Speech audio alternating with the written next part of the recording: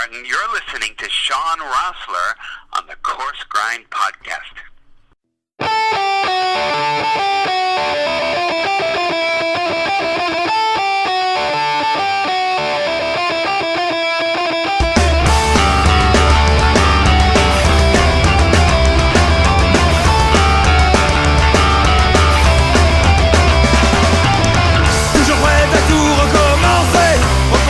Ladies and gentlemen, welcome back to the Coarse Grind Podcast. With you as always, host, creator, Sean Rossler. How is everyone doing this evening? Episode 65 this evening. 65, I think I qualify for AARP as a podcast host. If we're going by episodes as years of life, I'm not sure. But anyway, there it is. It's episode number 65. You know, a lot of episodes happen very quickly, from the point where I first meet the guest in question to the time that we're chatting away and learning from one another. It happens instantly, and some take a little bit of effort and planning, and others even a little bit more. But for this evening's episode, I would be remiss if I didn't note that for as long a wait as it was to actually dine by their skillful, caring hands, interviewing them was that much more a need for me, and tonight we're going to make that a reality.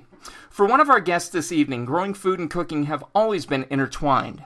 After a conventional upbringing in Wilmington, Delaware, he discovered cooking during a year off from college while working on an organic vegetable farm in Pennsylvania.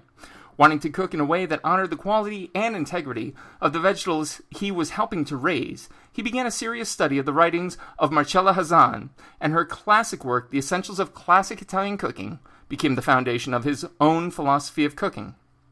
The other guest this evening, there's two by the way, grew up in Baltimore, Maryland, and Northeast Pennsylvania, and was a serious student of the violin and acting. She met our other guest at St. John's College in Annapolis, where, in their spare time, they performed as a violin and piano duo. They were married in 2004, traveled to Emilia-Romagna and Lombardia in 2005, spending a summer working on farms and cooking with host families.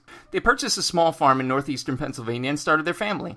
Having been inspired by travel, they decided to recreate a model they had seen in Italy, a restaurant as an organic outgrowth of a working farm. Their vegetable farm, restaurant, and cooking classes began as a part-time effort, becoming a full-time commitment in 2014. They are, beyond a shadow of a doubt, two of the purest farm-to-table Epicurean souls I've ever had the honor of meeting and dining with. So before I go on too long, let's bring them on, ladies and gentlemen, and everyone in between, my guests this evening, the thoughtful, beautiful culinary minds behind Old Tioga Farm in Stillwater, Pennsylvania, Justin and Dillon Naylor. Justin and Dillon, how are we doing this evening? Great. Hi, Great, Sean. Sean. Thank you. Thanks for having us, and thanks for the kind introduction. It is an absolute honor. I will again go on record as saying it was far too long of a wait to come and be there and just simply relish in the atmosphere. And the atmosphere alone, like standalone, I could have eaten nothing and I would have walked away full. But then to actually dine there, good Lord, there is a reason that... I know it's the first Wednesday of the month. You folks take calls for reservations, and you're usually sold out in, the first hour? Yeah, it's actually the first of the month, whatever day that it happens to fall on. So on the first of the month, at 9 a.m. now we open reservations, and it depends on the month. But because we're only open, Friday and Saturday, and only with 16 seats per night, usually we sell out within about an hour or so. So it's certainly a nice problem for us to have. Yeah, that is indeed a nice problem for you to have, coming up on my wife's birthday, which you were so kind to cater to with the opening that you had. It's really quick, folks. If you don't believe me, try to call and get in 570-855-8108, Old Tioga Farm. It really is worth sitting by your phone at 9 a.m. on the first of the month. I'm going to put that out there for everyone to consume. So anyway, Justin and Dillon, again, thank you so much. I know you're very, very busy people, parents like myself, but again, thank you so much for being on the show this evening. So without further ado, folks who are new to the show, folks who have awful short-term memories, much like myself, starters, mains, afters are the sections of the show. Starters, where did the guests come from? Mains, where are they at? And afters, where are they going? What are they doing? And a couple more off-the-cuff questions. So without further ado, Justin and Dillon, tell me about the both of you, where and what you grew up eating. Sure. So my upbringing was very conventional. I always stress to people that I didn't grow up with some sort of privileged or special cooking family. For me, pasta sauce came from a jar, and really the extent of my culinary interest growing up was trying to find the best frozen pizza from the supermarket aisle. And so I grew up like most people of our generation. It really wasn't until some time off from college that I was working on a vegetable farm that I really discovered cooking once I had access to these really great ingredients. Yeah, and I grew up actually with a mom who was completely vegetarian, and she cooked in our house, so I grew up eating vegetarian food, a lot of recipes from the Moosewood cookbook and things like that. And although she cooked very simply, it was really good food, and she again tried to shop at health food stores and all of these things. But I actually have some pretty vivid memories of going out to eat in Baltimore, Maryland, which is where we lived until I was 10. They loved a Greek restaurant in particular, and we would go to another restaurant called Hausner's that has since closed, I think, but it was a little bit fancier. And I have vivid memories of that, and I think that although I didn't consider myself a foodie even in college or anything, those early experiences and memories have stayed with me. And of course, it was Justin who took me to the other side, and I'm not anymore. Right on. I think that's such a cool commonality. I think food, and I mean, you folks, please tell me, because I'm sure you have many, freshly born Epicureans, like looking to get out of their comfort zone and come to you. And I think so often people assume that there's this just magic aura around anyone who gets food. Like somehow you were given that magic acorn from the movie Willow. Am I going too far there? I don't know. I don't care. You're given something like super magical that only you get it. Like, how do you understand what umami is? And I don't. And it's really not that. Like, I tell people all the time, just to kind of, share where you two are coming from. Like, I came from a very, meat and potatoes. My mom liked the health food store in Honesdale, and that was about as far as it got. And, you kind of pick up on a couple things and realize, this is a little bit more than just, energy for my body to survive. Mm-hmm. Yeah, I think that, because the U.S. doesn't have a real strong cooking culture to the extent today that, people cook, less frequently than ever. Yeah. As a result, I think, but people love eating out, of course. And so we've developed this kind of, in my opinion, this kind of unfortunate, kind of idolatry of chefs. And we have celebrity chefs and the, cooking networks and so on. And yet, sort of what I do in my own cooking isn't really that different from what countless, Italian, mostly moms and grandmoms, have done for countless generations. The cooking that attracts me is not the sort of rarefied cooking of 3 Michelin-starred, restaurants, but really the cooking of the home in Italy. Yeah. And so, far from thinking that I have some kind of, special gene or, just got struck by some kind of magic, I just feel like I'm keeping alive a tradition which in many cultures is very, very widely dispersed and not really rarefied at all. Yeah, so that's it. And, the more years I do the show, the more I feel like I can jump off script, so I'm going to do that right now. And tell you, honestly, when we pulled up, all right, so we're driving to Stillwater, which, folks, I'm going to go on record. If you haven't driven to Stillwater, here's my biggest advice. Don't be afraid. You're not lost. I swear to God, you're going somewhere. And so we pulled into your driveway. I will never forget this site, Justin. It really impacted me. And I mean, we had just come back from Napa and from, eating at Thomas Keller's, Bouchon, rather. And, I mean, so we were there, right? Speaking of those 3 Michelin stars, I saw them. I saw the wall where chefs had signed it. Impressive, right? I should be unflappable at this point.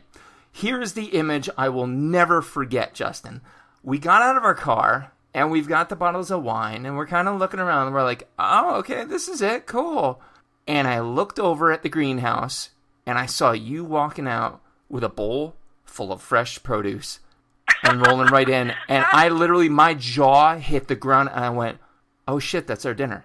Like, that's magical. That's magical to see that. It gave me such pause, and I'm like, no, this place gets it. And speaking to that, like, that grandmother heritage, that kind of...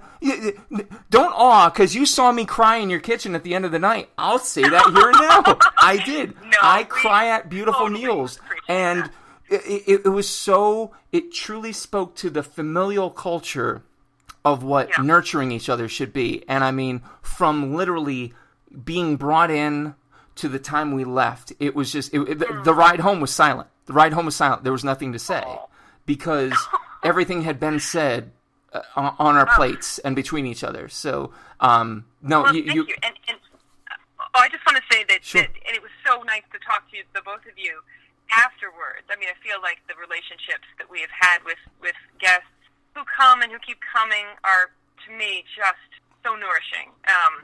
And many of these people, like you said, have not grown up with food or wouldn't maybe consider themselves foodies in any sense, and they're from many different backgrounds. I will say a lot of our frequent guests are from pretty wide variety of backgrounds, and something about what we're doing just brings them, keeps them coming back, and it becomes a really wonderful relationship. So it's beautiful to see just a wide variety of people understanding it and loving it in their own ways, I would say. Yeah, I mean, you say wide variety, and you kind of almost gloss by it.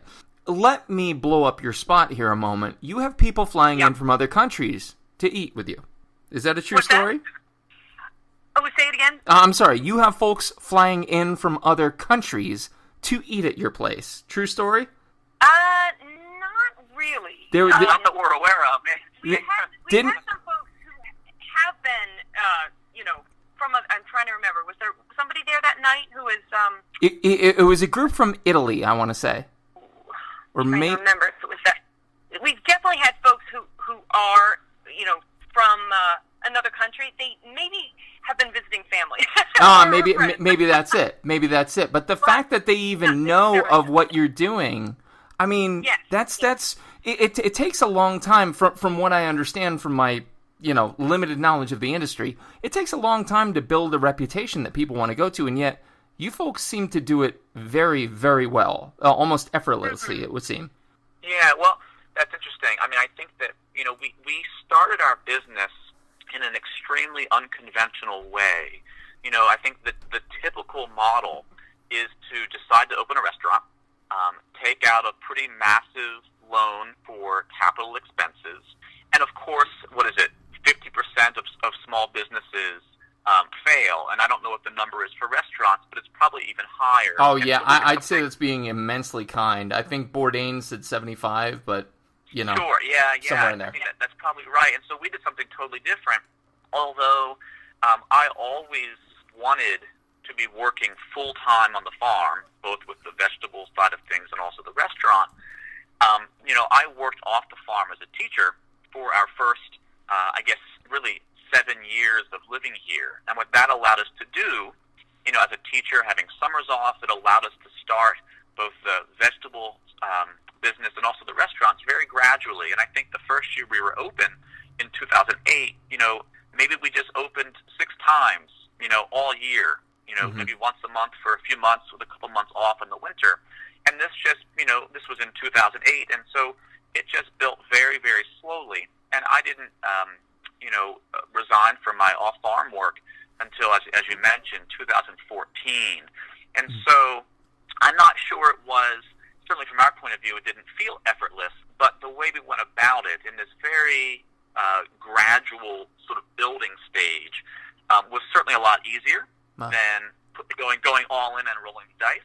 Yeah, a lot less scary. And it's it's not a model, of course, that everyone could follow, but I do think that it's one that people could consider who are thinking of starting their own business. If you can do it in that kind of risk-free, low or no capital way, it's just so much. There are far fewer sleepless nights. Yeah, oh, I'm sure, and perhaps that's what I was picking up on. It's almost like somebody saying to Dave Grohl, the Foo Fighters, like, oh, it seems so natural. Well, he's busting his ass in the studio and all that, But like when he's on stage, he makes it seem like whatever. And here is my mistake. I apologize. I was getting my signals crossed. I'm thinking of the cooking classes, Justin, that I believe you run tours of.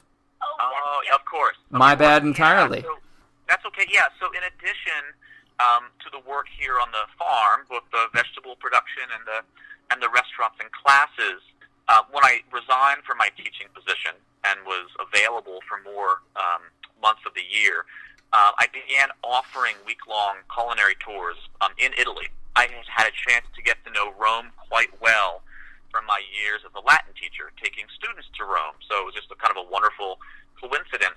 And when I stopped teaching, I thought that I really wanted to continue traveling to Rome, but now with adults, and to really turn it into a kind of a cooking vacation or a cooking tour. So that started in 2014. And then last year, I finally got back to spending time in a city that we visited on our first trip 15 years ago, and that is Bologna, a city that not many tourists visit, but which is very near and dear to my heart. You mentioned in the intro that we spent time in Emilia-Romagna. Bologna is the capital of Emilia-Romagna. And so last November, I started offering a culinary tour there. And then beginning next year, there'll be a third in Venice. That one is still sort of in development. And what I love about those trips is it allows my customers, students, friends who travel with me to really be immersed for a full week. I teach classes here at the farm, and that's great, and I love to do that. But like any language, and cooking is a sort of language, there's nothing like really being immersed. And so by taking people cooking together in Italy, visiting producers of things like Parmigiano Reggiano cheese and balsamic vinegar and these sorts of things, and also dining out in restaurants, it just gives people a kind of 24/7 immersion experience, and it's also just a lot of fun. Yeah. So not only a chef but a Latin teacher, you really are a masochist, aren't you, sir? Right. It's the connection. It's ancient Italy and modern Italy. That's the connection. So, that is. And no, I am a glutton for punishment. As far as those tours go, they can again call the restaurant. They can email the restaurant. Yeah, we do most of our business through email. Okay. We do have a phone number, and we can certainly take calls. But we have 3 little kids and who keep us busy, and we homeschool them, and so email is actually maybe an even better way to contact us about all aspects of our business. I feel that, and that's Justin at oldtiogafarm.com, correct? That's it. Yep, Terrific. TIOGA. Awesome. All right. So all that backdrop is there. You both, again, much like so many guests on the show, come from relatively unremarkable. That's not to be disparaging. That's to just, lay it out there so that folks understand it's approachable. Looking at your upbringing, realizing where you are now with the culinary status that you truly have locally. I mean, you guys really are the epitome of local high cuisine, in my opinion. Who would you identify as your greatest culinary influence coming up? Do you have one, if you could? Sure. Yeah, absolutely. So, again, I got interested in cooking through farming, and I think a lot of chefs kind of go the other direction. There's more interest than ever in ingredients, and sometimes chefs get so interested they might even garden a little. I came at the opposite way, so I started doing some farming, and then I had these great ingredients, and I wanted to cook them in a way that kind of honored their quality and integrity. And so I was looking through, just looking for cookbooks. And, like a lot of people, my first cookbook was the, at the time, new cookbook by Mark Bittman, How to Cook Everything. Yes, amen. A modern, the modern joy of cooking. It's just a kind of classic. And in the back, he has a bibliography of cookbooks, which is pretty unusual.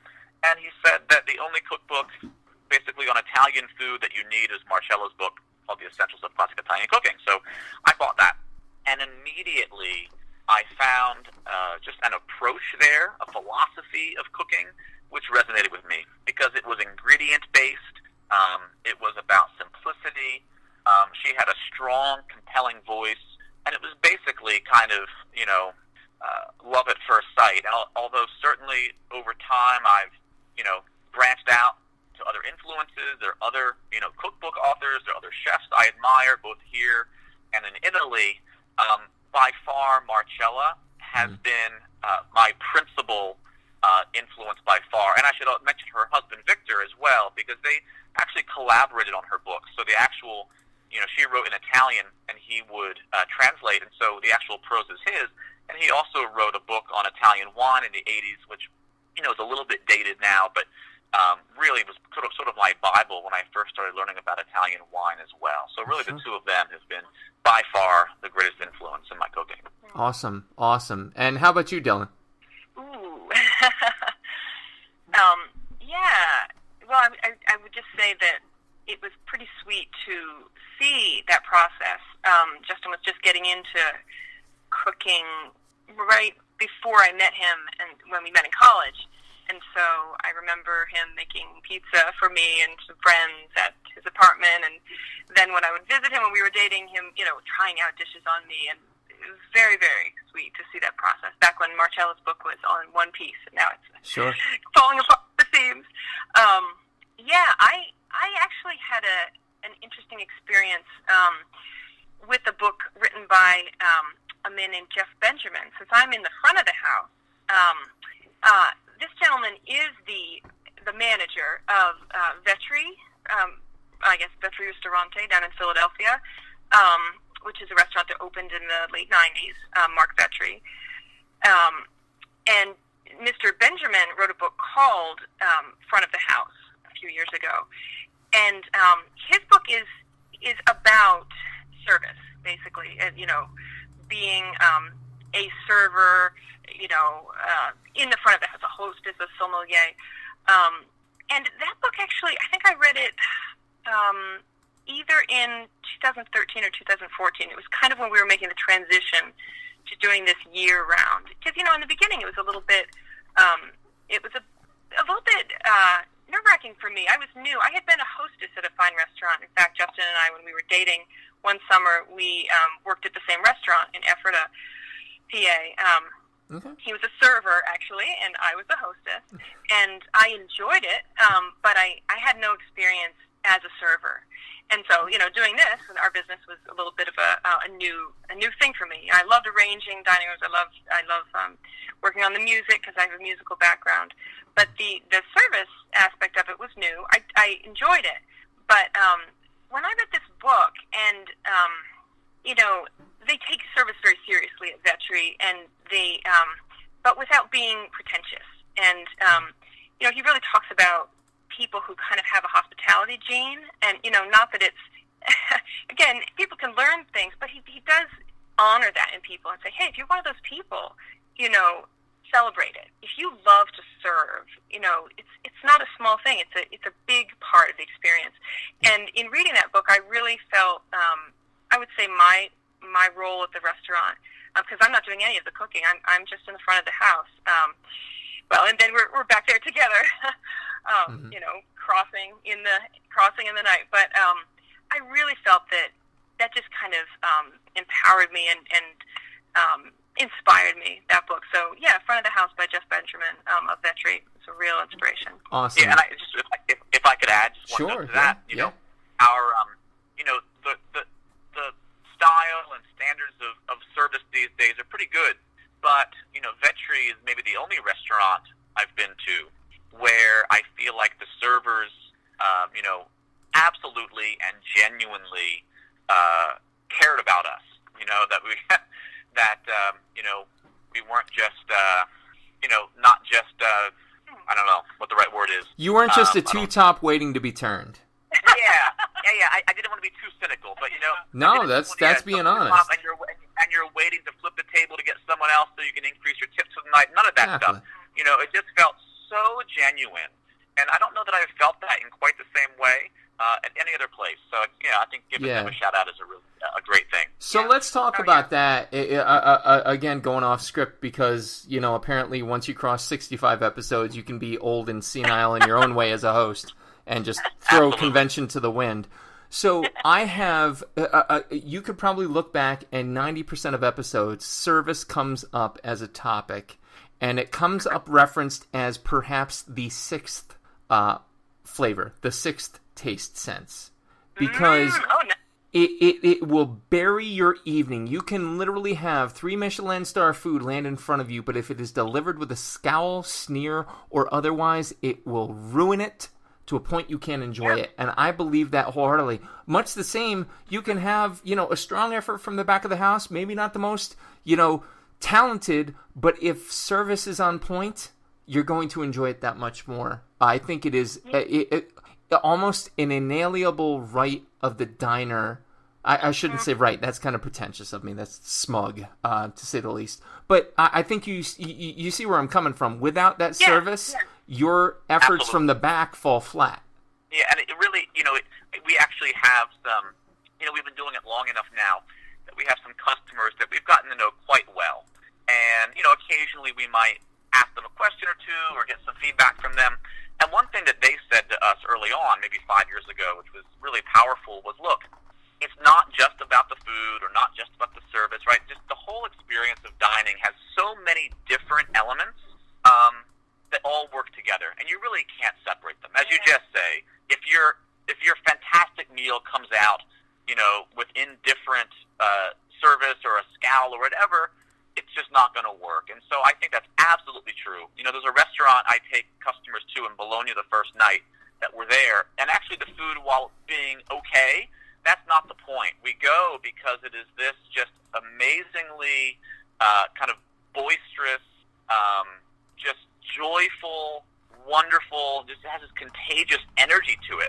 And even though not all the dishes are perfect, it doesn't matter. I don't care. I just enjoy going to that place so much just because of the energy involved. So I couldn't agree more with with what you're saying. Yeah, and I think it's beautiful that you connected it, Sean, because I never really heard somebody say that in that way. That it's so connected and so necessary. To have both of those. And I agree with you completely. I think one thing I've learned about myself through our business is that I'm pretty extroverted, and I wasn't sure, when I was growing up, I'm someone who's sort of on the edge, introverted, extroverted, but I'm a people person. I love, and for me, of course, not just being in a crowded room, but again, developing these relationships, and I really do. I just have a great desire for people to be comfortable. I really don't. I don't want anybody to be uncomfortable. So I'm really trying it to, not. Again, it's not about impressing. It's not about It's about meeting people where they are, being comfortable. So yeah, and it's been a great. I always tell Justin that I wouldn't really have gone along with it if we didn't have people coming back. That's what is really, really wonderful for me. Understood. Yeah. And here again, strap yourselves in. Don't run away, because I'm going to gush just again for another moment here. But the care that was taken, I believe we related the watermelon sorbet story to you when we left. Yeah. And I know Greta doesn't listen to my show because she's a terrible wife. I'm kidding. But she doesn't listen to it. But I have a recipe for watermelon sorbet, and I'm actually going to make it, hopefully coming up for our 14th anniversary. There you go. I'm breaking it on the air. Look out. But in any case, it was that comfort, that care, that just it's so evident when you go to a place. I mean, here, even in our small area, I can reference names like Et Tu Bistro, Seasons on Main, Old Tioga Farm, Blind Pig. You will be given a shit about. And that's blunt, that's borderline brutal, but it's honest. Because as a diner, I think you want to sit down, you want to feel... I don't know how your relationships are with your respective mothers, people listening. I don't know. Mine's fine. My mother wouldn't cook me anything like this. I love you, Mom, but you wouldn't. But at the same time, you want to feel that connection almost, that caring, that I hope you leave here comfortable. And... believe me when I say to the both of you, again, we're talking about front of the house, so obviously, Dillon, I'm looking at you. We left feeling like there was a figurative warm hug around us when we left. Oh. And that's not lost. That's not lost. And I think even if other people don't express it, other people don't start a podcast about it for 4 years, which is, just a labor of love. If they don't do that, I think they still get it. So you guys are doing, amazing things, whether the diners literally interpret it that way or not. So well played, well played. So let's shift gears. All this, foundational work. We know where it's coming from. We know, how you got to where you are in this wonderful state of being. Your menu changes monthly. Tell me about where you draw your collective inspiration from when crafting that menu. Where do you pull from? Is it a person, place, thing, idea? Sure. So one of the things I learned from Marcella was that, at least in the Italian tradition, all good cooking begins in the market. And because in the market, it is vegetables which vary different times of year. Supermarkets exist now in Italy, unfortunately, but for most of the last couple decades, there was still a lot of shopping at farmers markets, and so produce would vary seasonally. And so that's often where you start, and that's where we start. So anytime I'm crafting a menu, we're thinking about what vegetables are in season, and what vegetables I am inspired to cook. Once we have that kind of framework, we can start thinking about meat, because we do. Although we accommodate vegetarians, so any night that a vegetarian wants to come, we will accommodate them and serve them vegetarian dishes only. We do, most menus, pretty much all menus, typically have at least one course that has some meat in it in the regular menu. We are blessed to have several local farms, principally Forks Farm, but there are others. Miss Todd, we love Miss Todd. Yeah, absolutely. Who raised me in a way that we can be proud of. That's sort of a whole other discussion. We can go there or not as you see fit. But we're so lucky, and we couldn't really do what we do without having Forks and some of the other local farmers who provide the ingredients that we don't, because we're only doing vegetables. So definitely the vegetables are where we start. What's in season, what am I inspired by in the garden. It helps that I can walk out back and look and see what we have. It's nice to have control of that. And then, of course, it's nice to be able to reach out to our neighbors and see what they have available, and base our menus based on that. Yeah, and we do have a set menu, and that has been kind of a, I hate to say it, but sort of the secret of our success in a way, because that's a very unusual thing for a restaurant to have a set menu. At least, in general, a prefix menu, it changes monthly, but, otherwise it's set. So, that was something we did early on. We actually started having a prefix menu, but with 2 choices per course, just to accommodate different tastes.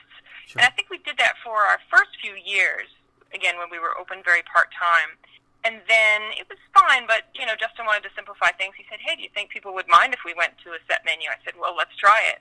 And so we did, just to a set 5-course menu for everyone. And, the people who kept coming back said, great, we don't mind, and again, like you said, accommodating vegetarians or gluten-free, that kind of thing. Sure. But, but that's been really important, again, knowing it takes the guesswork out of it, you come, you know up front the meal is there and the set price is there.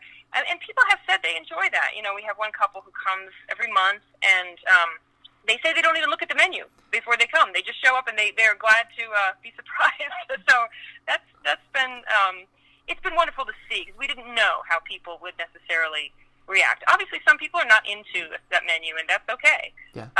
But a lot of people have been very, very, excited about it. So. Yeah, I mean, people often comment on that they actually find it relaxing not to have to choose. So, I mean, that's been a really pleasant surprise that not only have we been able to exist with the set menu model, but it's actually turned into an asset for most of our customers. Okay, so I know I said I was done gushing after the last one, but I'm going to do it here again about the prefix menu. Here's the beauty of it. For my, I want to say 38th birthday or something, my wife took me to this place up around Hawley, Ledges it's called, and we went, and they came out to take the order, and I'm looking over their charcuterie menu because I'm a sucker for charcuterie, and I finally said to the sweetheart of a waitstaff, I said, listen, go get your chef, tell him I said whatever he thinks will make me comfortable, and go. I don't care what it is. There's no allergies. I'm not going to, my tongue's not going to swell from anything you make. We're good to go. Make it happen. The beauty that they brought out was so awesome. I didn't think twice. I devoured it all. And so here again, coming out to you folks and just knowing, it's already done. There's a beauty in that. There's that Italian grandmother taking care of you. You're not eating enough. Did you eat enough? You need to eat. And you're going to eat. There's no question about it. I agree with you, Justin. It's completely relaxing as an experience. Oh, thank you. Yeah, it is in a way like curating something. It's like going to a concert or something, and it's all there. They've decided what, The band doesn't care what album you like best. Eddie Vedder's not going to care if you like 10 versus whatever. He's going to play what he wants to play, and you're going to like it. Yeah. But one thing that makes it work, and this is not for me, this is not a negative. I actually enjoy this, but it is an issue. Because we have a set menu, we're not serving things that don't have a wide appeal. For example, we do fish menus very rarely because our focus is on local ingredients, and of course, except for some farm-raised trout and some wild trout, there's not a lot of local, not really any local seafood, and so we don't do fish often. Sure. But even when we do, I would love to serve raw oysters, but the truth is that raw oysters are just a little bit, too much of a stretch for a lot of people, and they simply wouldn't enjoy it. And because we have a set menu, we don't want to foist things upon people that don't have wide appeal. Understand. Occasionally, if there's something that we really are kind of jazzed about serving, and it's something that maybe not everyone's sure about, we'll often throw it into the amuse-bouche slot. So it's like something extra, So if we're serving, Dylan just mentioned, if we're serving like chicken liver pate, we would not put that on the regular 5 courses of the menu because some people just crazy about it. But as a little bite, as an extra before the meal properly starts, sure, that's where we sneak in that sort of thing. I follow you. I follow you. And listen, if you're ever looking for a hand, I learned up in Chatham, Massachusetts, how to shuck oysters. So I'm your Huckleberry. If you're ever having an oyster evening. So, true story, we went on vacation and we were in a home away. We stayed in a cottage in Chatham, Massachusetts. And I just, at random, I'm like, I'm going to search shellfish. And it said 400 yards. Wouldn't you know it, down the hill, literally, was Chatham Shellfish Company. They have the patent on the Chatham oyster. And he was actually the 40th episode of the show, Captain Stephen Wright of Chatham Shellfish. So, oh my God, if you want to learn everything there is to know about oysters, this is your guy. He took my 2 older boys out on a tour of the fields, got us off on the plants, on the sorting plants and everything, and it was amazing. And, I learned firsthand, how to good and proper shuck an oyster, and truly, I think one of the most meaningful experiences culinarily that I've had. But so anyway, if you're ever going to have an oyster night and you want a guest appearance, I'm glad to do it. There we go. There actually, just to make a confession, there aren't many foods I don't like, but there are a couple, and I'm actually very, very late to the oyster game. Oh, that's why you mentioned oyster. I'm finally on board, but that was one of the last last ones for me. Yeah. I've spent a lot of years pretty squeamish about oysters, but I think I'm finally over it. Gotta get pretty into it. So. It's one of those game fields too, man. I mean, there is a wide gamut of quality. Let's be fair. Yeah, exactly. And I'm telling you what, this is not because the guy did my show. This is not because the guy gave my kids a tour. The Chatham oyster, and I you can get, I think, 100 delivered down here for like cheap. So it's Chatham Shellfish Company. Go ahead and use the Googles. We will check it out. Yeah, very much worth it. But I swear to goodness, it was truly one of the best oysters I've ever tasted in my life. So definitely check it out. So that's the inspiration. That's where it's going. Heck, we might even have an oyster night at Old Tioga Farm soon. Who knows? Talk to me about, so 2014 to now, it's really been hustling. It's really been going. What has been that you would consider, and the both of you can answer because maybe it's a different answer for each of you, the greatest plate to go out from your kitchen in those years? The greatest plates, like our favorite dishes. Your favorite dish since the beginning. What would it be? Yeah, that's a great question. I mean, it's hard because again, there's so much variety with the seasons and so on. It's kind of like picking your favorite child. But let me. I can do that most nights of the week, Justin. So that's awesome. Yeah, there's a butternut squash soup that we're about to serve in a month or so. Oh yeah. And it's a favorite. And a lot of people make a butternut squash soup.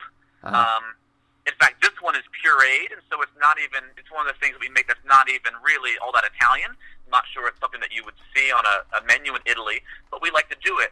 And, gosh, why do I like it so much? Because of what that woman said about it. Yeah. I think that in order to kind of just intensify the sweetness of the squash, we roast it with a little bit of raw sugar. Oh. And something about that just really transforms the dish. And so that is certainly a favorite coming up. I don't know, maybe Dillon could answer better what some of what I get most excited about. Ooh. Well, he was very excited about the chicken liver pate. I think Greta was too. Yes. Oh my God, I was. We've loved that, and we've been doing that again, as he said, as an amuse-bouche or a little extra treat before the first course for a little while. But yeah, it's such a good question. Yeah, I'm just thinking back to the pastas. Sometimes the nights when he says, "Oh, I'm throwing in the towel. I'm never doing this one again." Some things logistically are just a little bit too crazy. Well, okay, okay. Just in case the best isn't that readily available mentally, is there one that you never want to do again in the mix? Oh, yeah, that's a good question. That's a very good question. Oh, yeah, that's tough. Again, maybe Dillon can think of something. It's usually not about being dissatisfied with the dish. It's about the logistics of being able to prepare it. I'm by myself in the kitchen. Sure. We don't have any employees. We don't have any, interns or assistants or anything like that. And so often it's logistics. Another reason we don't do fish menus often, besides the fact that the ingredients aren't local, and that's kind of the nature of our business. Sure. They're also just logistically very difficult because there are very few fish dishes that are made in advance. And so if, for a regular, like this last, the menu we're cooking this month, there's braised duck. So the duck is kind of cooking while other courses are happening, kind of on the fly. And so there's, that kind of, built-in sort of thing that makes the logistics easier. That doesn't really exist so much in fish. And so everything has to be done at the last second on the fly. And Yep. and of course, cooking fish is totally unforgiving. Oh my God. So, it's like a perfect cooking. The fish menus are a perfect storm of stress and difficulty, and so we don't do them very often. But when we do, although there might be a lot of kind of cursing behind the scenes, we'll always have to. Because the truth is, again, like unless people have traveled, unless they're on the coast, unless they're in New York, Philadelphia, or or metropolitan areas, like there's just not a lot of fresh fish in our area. Right. And so if you like fish, You go to the supermarket, and if you get lucky and something came in that day, it could be in really good shape. But a lot of stuff just sits around too long. And so it's just, a lot of people just don't have a lot of access to fish. And so when we do fish menus, we go to the trouble of, we work with a wholesaler in Philadelphia, so it always means to drive down to Philly, getting the most pristine stuff, bringing it back. And so we do love giving our customers an experience just of, super fresh fish that they might not, have easily if they're doing their own shopping in the area. Right. And this guy is, this guy sitting next to me is obsessive about freshness.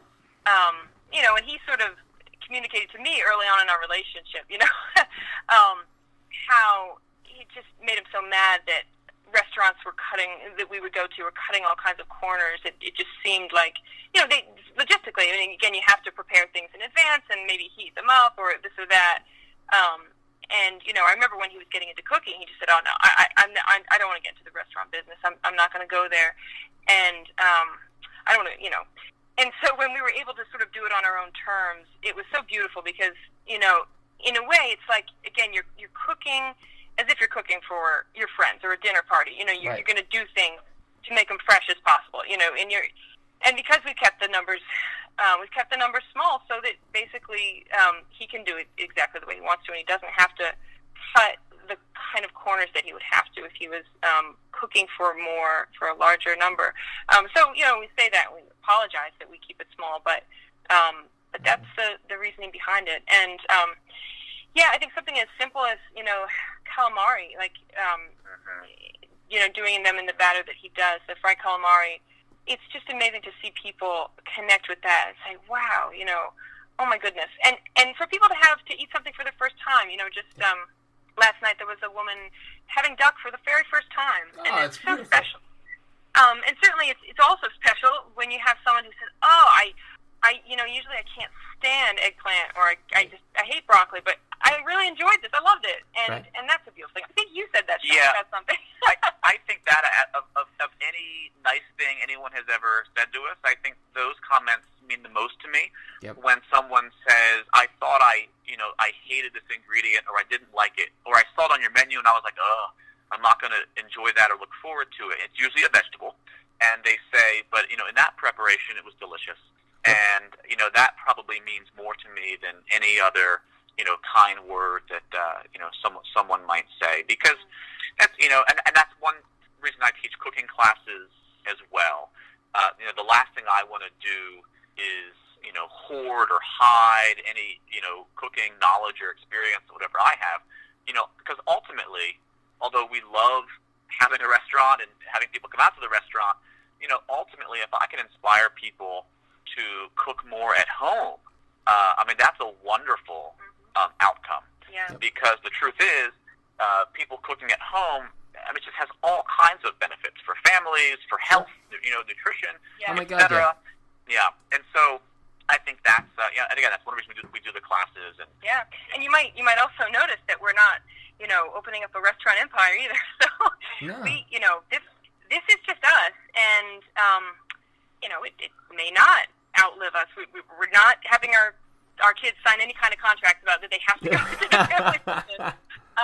So you know what I mean? I think that what we would rather do is inspire people either to cook or maybe kind of spread this model, this micro restaurant, model, kind of B&B restaurant model that we saw in Italy. We were inspired by that over there, and have been so fortunate to be able to recreate. Certainly, we didn't know if we could do it here. Yeah, no, I feel you completely, and the one of the guys way back when I was actually working in a kitchen gave me the four most beautiful words to me that have ever made sense, and it's good food takes work. Oh. Good food takes work. Absolutely. It doesn't have to be more complicated than that. Like, kids, don't go into it if you're looking to get rich, because you're not gonna. Right. If you are, you're gonna be that one that does the scratch off, picks up six figures, or you win the lottery. That's great, good for you. I've had some of you on the show. I respect you and whatnot, but the majority of people are in this because of pure, unadulterated love and adoration of the plate. I don't think there's another way to put it. Again, Latin teacher and chef, boy, you are a twisted human being, Justin. But, there's a labor behind it. And Gret and I have tossed it around several times. Like, we got a 10 top place. We ran it. We could do it. And it would be for the love of it. It's not. It's a beautiful thing. And to look at the people's faces when we have dinner parties here. And again, I'm holding you two to the fact that we're going to have you and your kids over, and we're going to cook for you, because I cooked for Gary Vatican. I got over that, and I'm good now. Absolutely. So I should be good. But, anything that he didn't cook.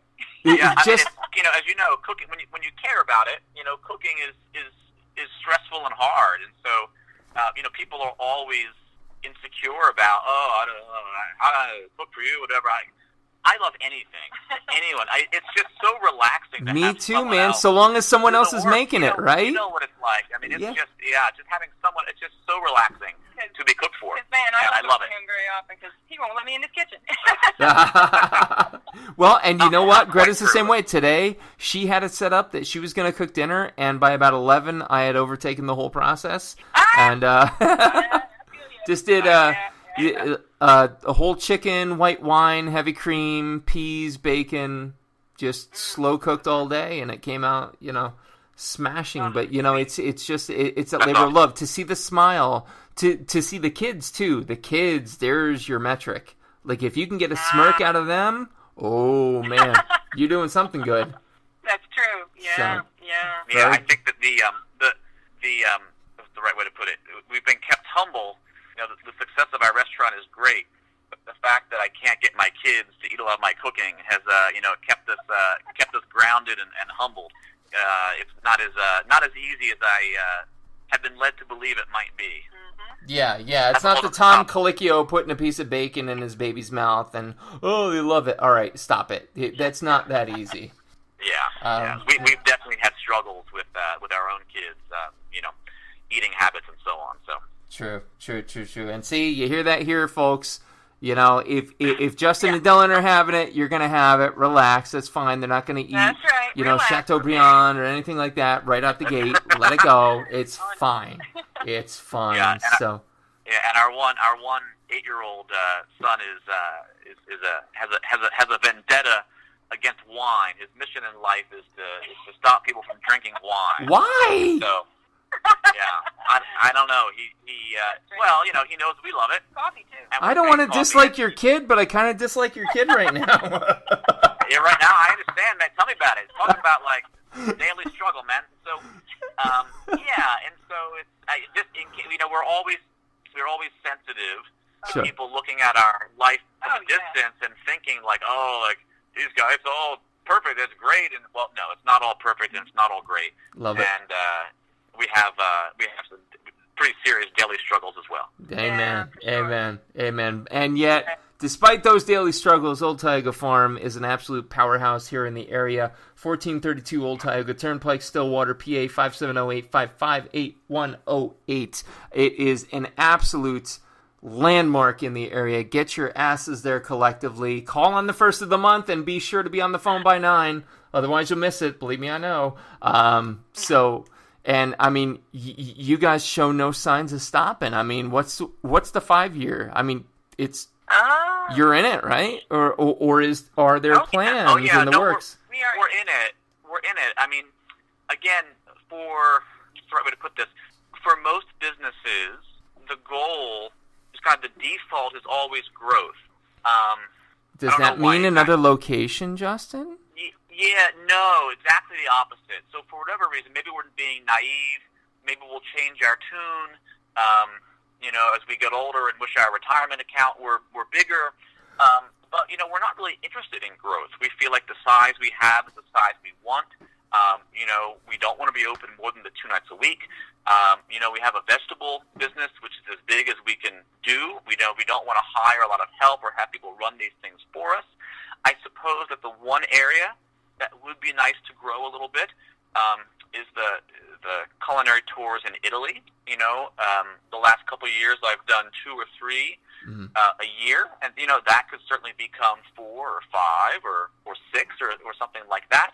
But in terms of what we're doing on the farm, we're not really looking to growth at all. Instead, just kind of trying to maintain, you know, what we're doing right now. Can I just be happy to hear that? Can I honestly go on record and say I am so happy to hear that? Like, it's honestly like the underground band you love and you want a couple friends to know about, but not too many, because then it becomes mainstream. Right. Like, you guys are literally like, I don't know, Fleet Foxes, or I'm trying to think of another group that's a little under the radar. Like, I love it. I love that vibe, and that just illustrates more like the love of the craft that you have. I think another area. I have thought a little bit too about one other area of possible, you know, growth, which would be looking into a liquor license. You know, we kind of ruled that out immediately because, you know, in Pennsylvania, if your listeners aren't aware, you know, it's a very strange state. It's very expensive to have a liquor license. Really, for us on our scale, at first it seemed prohibitive, and maybe it still is. And yet, because wine is such an important part of our life, you know, one thing that I love to do when I'm in Italy, just not working, but just with some spare time, you know, is to visit producers and, you know, that sort of thing. And to be able, you know, because right now, of course, we're BYOB, and we love that culture too, but to be able to offer people wines that come from these, you know, businesses that are small, family scale, like our own. Sure. You know, people with whom we've made a personal connection, whose stories we know. You know, in some cases, whose kids we know. The idea of offering a wine list like that, not just an anonymous, you know, list of bottles, but stories and personalities and so on, that's super appealing. Whether we could ever possibly make it work, you know, economically, I don't know. But that's something that we think about a little bit, and that would be a dream come true, to be able to serve wine at the restaurant as well. Yeah, so Pennsylvania people, I'm going to speak to you directly right here and now, because I know as soon as they said liquor license, what you were thinking.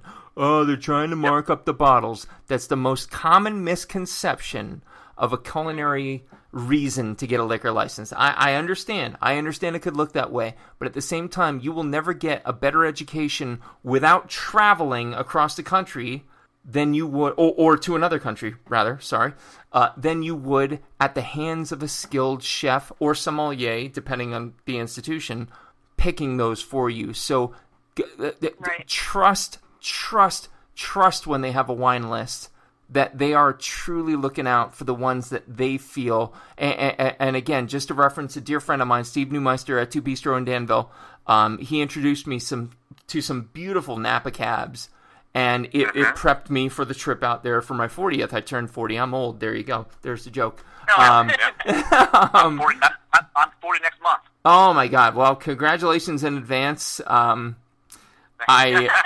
I hope your next morning is a little bit more lucid than mine was. So anyway, moving on. but honestly, I think that misconception is so strong. Like, trust me.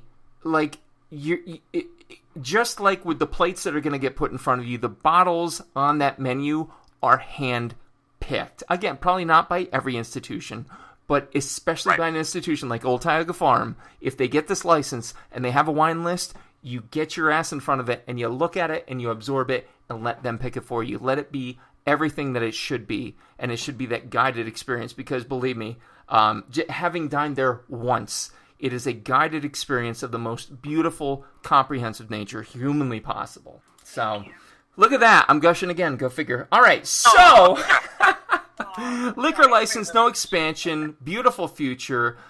Wish you only the best on that 5-year plan.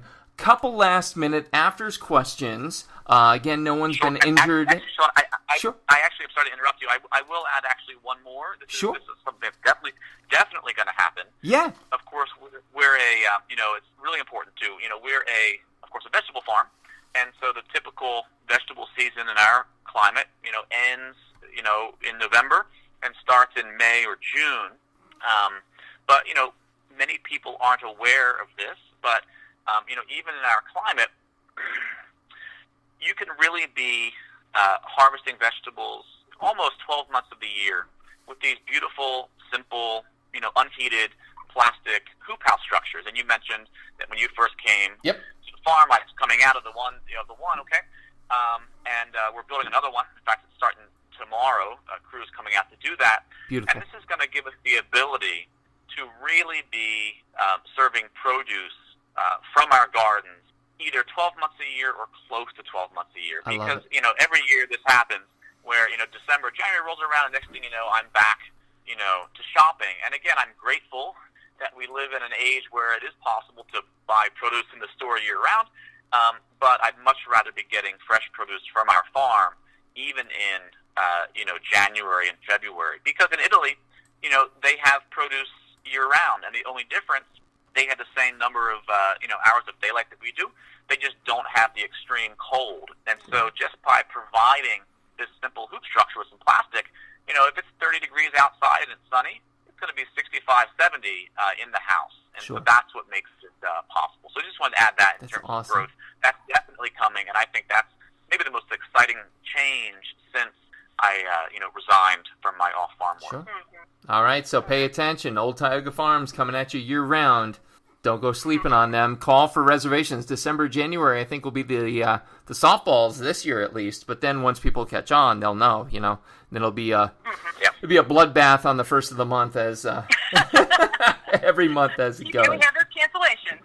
That's right. Maybe we didn't mention that, but it is important. We do have cancellations, not every single weekend or every single night, but we do that by email as well. So, if a lot of people come in that way as well. They can't plan 4 to 8 weeks ahead, but, if they get an email the day before or the day of, we have a table for two or whatever, that's a great way to get in as well. Huge, massive point there. I am a big stickler against email lists, but listen, if you want to get into Old Tioga, get on the email list, pay attention.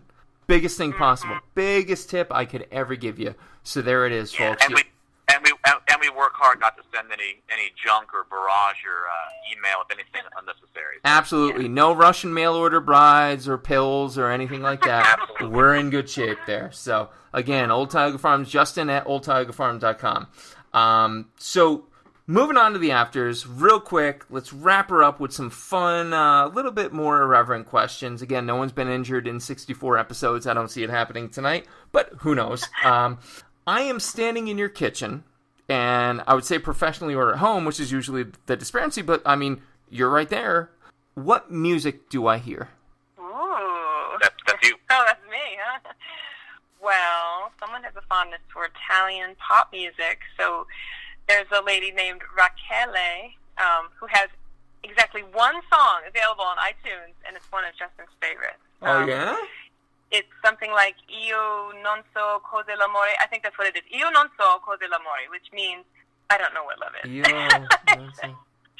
And so we've got Rachele, we've got I know it's embarrassing to like Italian pop music. Don't get me wrong. I mean, it's not. I'm not proud of that, but no. There's nothing. Good, right? Listen, you didn't say you're listening to The Weeknd or any shit like that. Right. So Malika Ayane. We have Sylvan Esso, who they're kind of new. They're not Italian.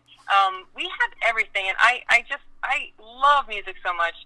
I love classical music. That's kind of my background. And we kind of started sort of classical, but obviously early on, with my playlists, I added, jazz and then other things, and a lot of world, music, and then some pop. And every once in a while, Justin will say, that's a little intense for the playlist. So I have to take something off. But yeah, we love it. We change it up a lot. We're listening to the same thing that the guests are listening to. You know what I mean? Because we have a Sonos system that goes all around the house. Yep. And that's really wonderful too. And the nights that the system has gone down, I've been so stressed. Just that. Because I just don't have my music. Like I can't. People in the dining room, it's okay. They're talking. They don't notice, but need that music. We absolutely do. He always cranks it in the kitchen. Yeah, and actually, it's important to us to have the music on. A lot of times, again, I haven't been in that many, restaurant kitchens except for my own. But often there's this great disconnect because out in the dining room there's some elegant, jazz on or classical music or something like this, and in the back they're listening to gangster rap. you know, and that disconnect and contrast has always disturbed me a little bit.